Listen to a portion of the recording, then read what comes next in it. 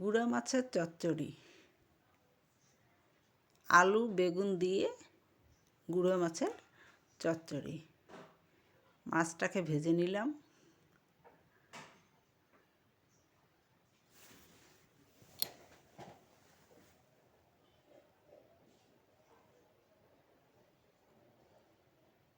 কড়াইতে আরেকটু তেল দিয়ে কয়েকটা শুকনো লঙ্কা দিলাম, শুকনো লঙ্কা, তারপরে পাঁচ ফোড়ন একটু,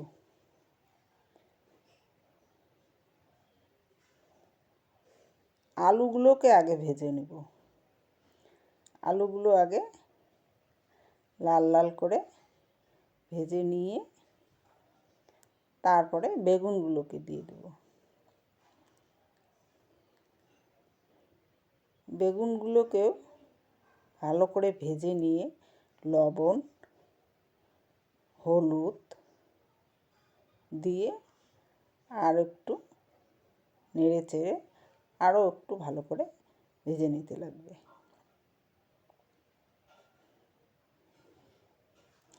এরপরে জিরে গুঁড়ো,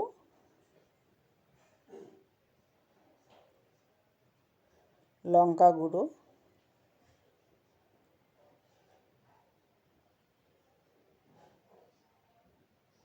ধনিয়া গুঁড়ো,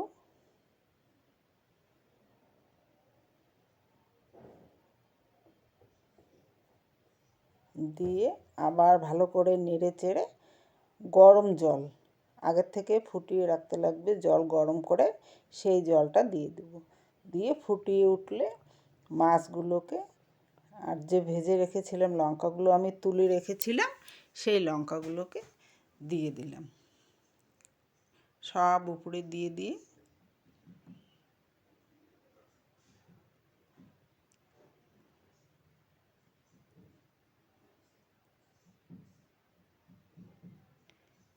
এটা হচ্ছে কস্তুরি মেথি।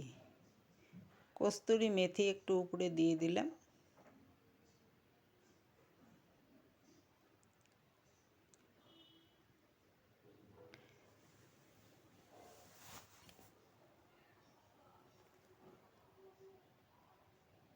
এই চচ্চড়িটা খেতে খুব ভালো লাগে।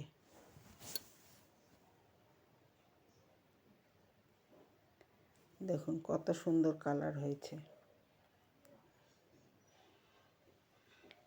আপনারা খেয়ে দেখবেন।